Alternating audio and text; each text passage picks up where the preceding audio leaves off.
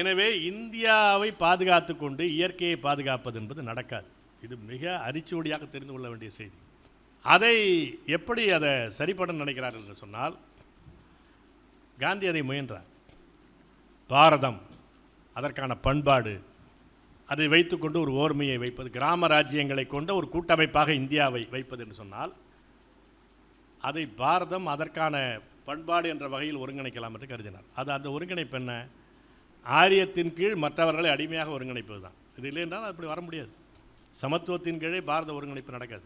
எனவே இந்த ஒரு ஆரிய கட்டமைப்பு என்பதும் உலகமய சுரண்டல் என்பதும் இணைந்தது. நான் இந்தியாவை பாதுகாக்கிறேன், உலகமயத்தை எதிர்க்கிறேன் என்று சொன்னால் நீ பொய் பேசுகிறாய் என்ற அர்த்தம். இந்திய சந்தையை சுதேசி இந்தியான்னு ஒன்று கிடையாதுங்க. ஒரு ஞாபகம் வச்சுக்க, சுதேசி இந்தியான்னு ஒன்று கிடையாது. இந்திய சுதேசியம் என்று ஒன்று கிடையாது.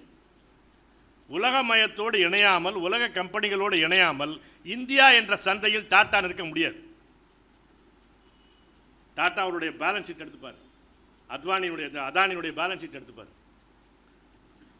நீங்கள் இந்த உலக சந்தையில் கொஞ்சம் பங்கு போட்டுக்கொள்ளலாம்.